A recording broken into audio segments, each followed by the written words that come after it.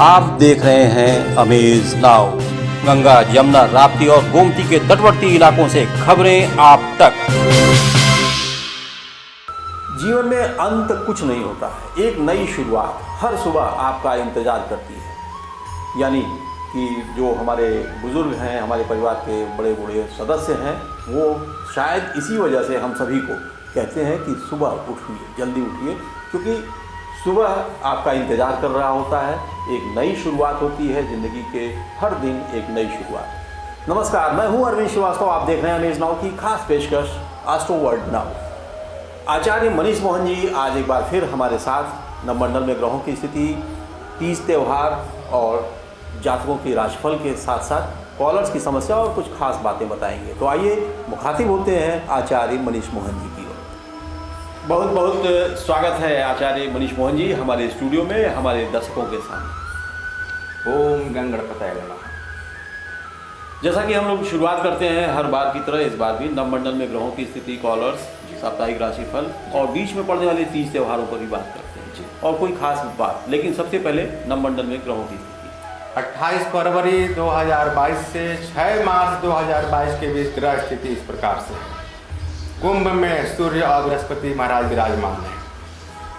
वृष राशि में राहु महाराज, वृश्चिक में केतु महाराज, मकर राशि में 4 बड़े ग्रह विराजमान हैं, बुध, शुक्र, शनि और मंगल।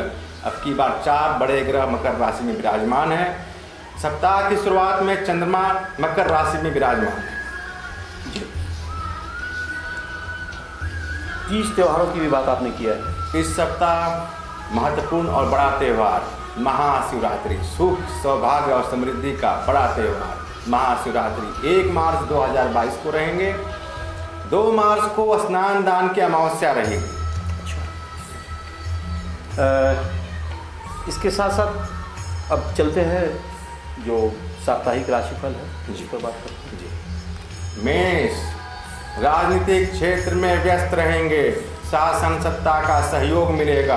पिता के स्वास्थ्य पर ध्यान रखें, कोई धार्मिक यात्रा हो सकती है। वृष, कार्य क्षेत्र में व्यापार और विस्तार का योग, विद्यार्थियों के लिए उत्तम समय। माता पिता के साथ थोड़ा मतभेद हो सकता है, शेयर बाजार में सावधानी से कार्य करें। मिथुन, प्रेम संबंधों में तनाव मिल सकता है, भूमि भवन संबंधी कार्य सिद्ध होंगे। स्वास्थ्य पर ध्यान रखें, राजनीतिक क्षेत्र में अच्छी सफलता जी। एक कॉलर है जी बलिया से जी, ये पंकज सिंह जी। तो इनकी जो जन्म तिथि है वो आप नोट कर लें जी, आप देख लें जी। 16 सितंबर 1990, 16 सितंबर 1990 रात्रि 10:45 पैदाइश है। 10:45 जनपद स्थान जो है इनका बलिया ही है। बलिया। इनकी प्रॉब्लम यह है कैरियर से संबंधित, ये जानना चाह रहे हैं, चिंतित हैं कैरियर को लेकर जी। पंकज सिंह जी, आपके जन्म राशि के अनुसार 16 सितंबर 1990 रात्रि 10:45 बलिया। आपका लगन निकला वृष, राशि आ रही है सिंह। मघा नक्षत्र के प्रथम चरण में आपका जन्म हुआ है। वर्तमान महादशा सूर्य की 5 अक्टूबर सन 2022 तक। आपका प्रश्न है, मेरा कैरियर कैसा रहेगा? पंकज सिंह जी, चंद्रमा की महादशा आने पे यानी 6 अक्टूबर 2022 से थोड़ा आपके कार्यभार में विस्तार होगा। आप प्रयास करें। ज्योतिष उपाय में लाजवर्त 8 से 9 रत्ती का दाएं हाथ की मध्यमा में चांदी की मुद्रिका में बनवा करके दिन शनिवार को धारण करें। हरि कृपा। एक चीज़ हम पंकज जी का ही जो आपने उपाय बताया है, उसमें आपने कहा कैरियर की उनकी प्रॉब्लम उन्होंने बताया जी। चिंता जो है जी, आपने एक किसी रतन लाजवर्त की बात किया है। लाजवर्त है, लैपिस लैजुली, बहुत ही अल्पमूल्य किंतु महत्वपूर्ण रत्न है, जिसमें शनि, राहु, केतु तीनों के सम्मिलित शुभ गुण मौजूद होते हैं। मैं ये जानना चाहता हूँ कि कहीं उनके कैरियर में ये रत्न काम कर रहा है? बिल्कुल कार्य कर रहा है। इनको पहनना चाहिए और इनको अपने यह स्वास्थ्य की रक्षा भी करता है। थोड़ा इनको स्वास्थ्य प्रॉब्लम भी संभव है, तो यह उनकी स्वास्थ्य की रक्षा भी करेंगे। चलते हैं शेष राशिफल की ओर जी। कर्क, सोच समझ कर वाणी का प्रयोग करें, भाई बहनों से संबंध बना कर रखें। अनावश्यक धन व्यय हो सकता है। धार्मिक मांगलिक कार्यों में व्यस्त रहेंगे। सिंह, कोई भूमि संबंधी धन संबंधी कार्य सिद्ध होगा। आंखों के रोगों से थोड़ी सावधानी से रखें। कोर्ट कचहरी के कार्यों में विजय की प्राप्ति होगी। शासन सत्ता का सहयोग मिलेगा। कन्या, अनावश्यक कर्ज के लेन देन से बचें।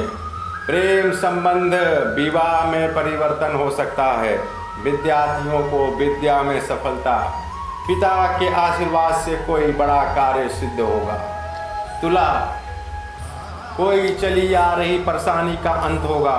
परिवार में मांगलिक कार्य होंगे। संतान पक्ष से सुखद समाचार। नौकरी का विस्तार या व्यापार में कोई अच्छी सफलता। वृश्चिक, कुंवारे लोगों के लिए विवाह का योग बन रहा है। नौकरी में प्रमोशन या लाभ का पद।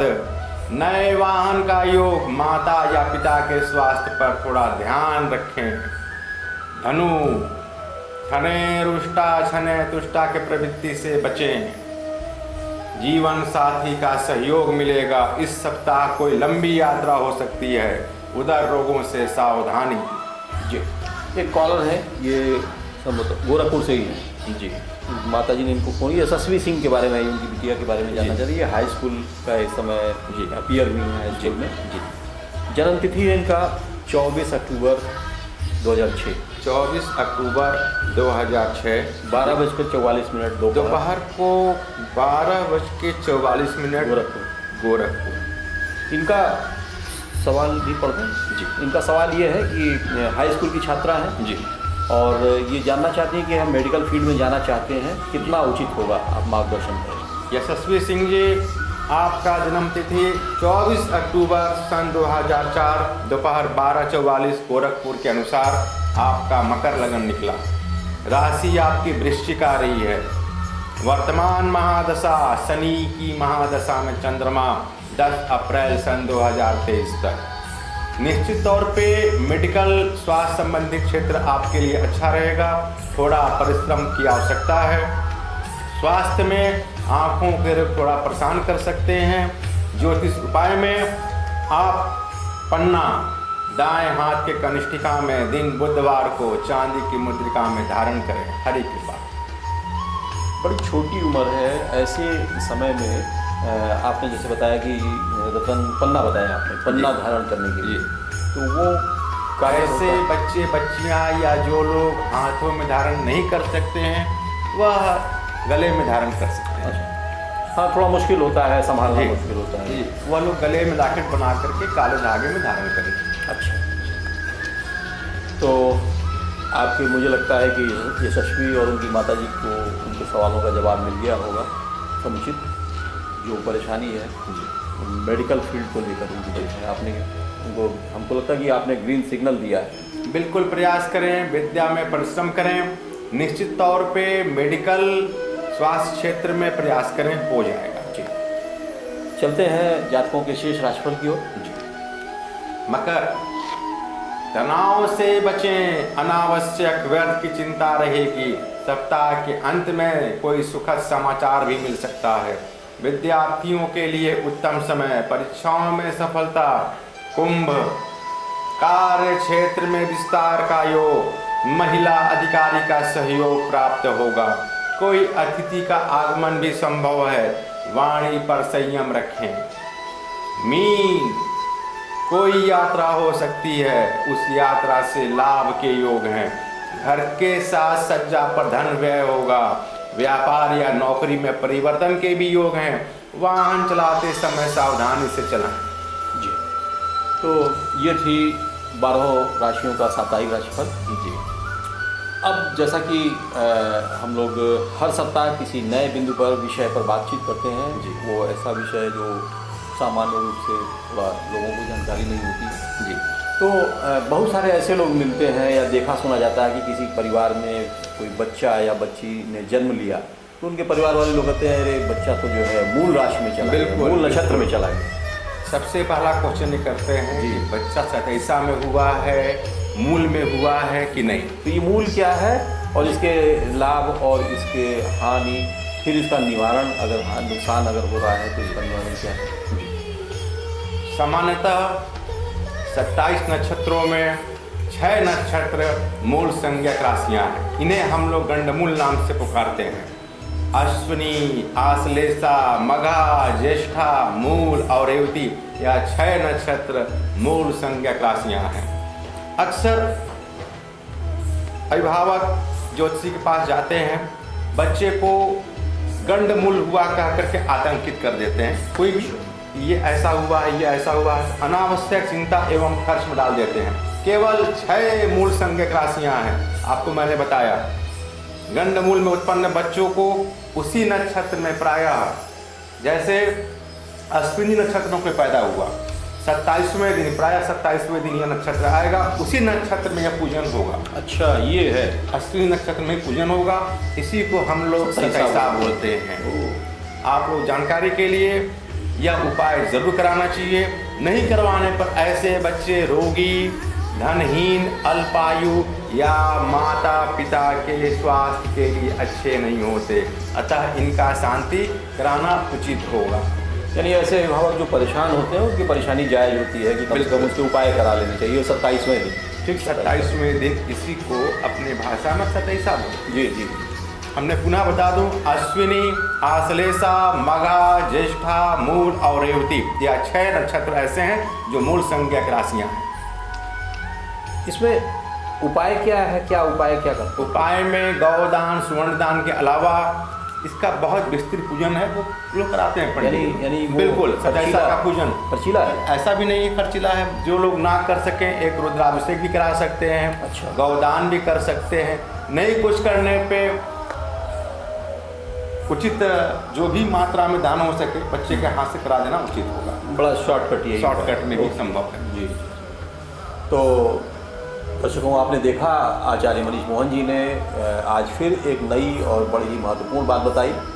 जो बच्चे सतैसा में होते हैं या मूल में पड़ जाते हैं, उनका क्या निवारण है, उनको जो परेशानियां आ सकती हैं उनको या उनके आसपास परिवार के सदस्यों को, अभिभावकों को। तो ये है कि जो मैं समझ सका हूँ कि अगर वो बच्चा मूल में पड़ गया या सतैसा में आ गया तो उसका पूजन कराना अनिवार्य होता है, खुद उस बच्चे के लिए भी और अभिभावकों के लिए। अगर बच्चा या परिवार सक्षम ना हो तो उस नक्षत्र से संबंधित दान पुण्य करवाने से भी बच्चे को लाभ हो सकता है। जी।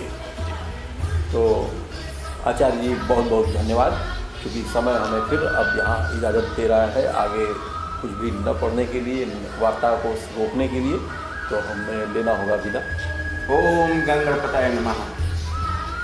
तो दोस्तों, हम एक बार फिर से शुक्रगुजार हैं आचार्य मनीष मोहन जी के, ज्योतिषाचार्य आचार्य मनीष मोहन जी के, जिन्होंने हमें बड़ी अच्छी जानकारी दिया। आज मूल नक्षत्र सतैसा के बारे में बताया, जो हम सभी के लिए बड़ा ही आवश्यक था इस बात को जान लेना कि इसका क्या निवारण क्या है और कैसे इसका क्या क्या उपाय है। तो आज के लिए बस इतना ही। अगले हफ्ते आज ही के दिन इसी समय फिर मिलेंगे। तब तक के लिए हमें दीजिए इजाज़त। नमस्कार।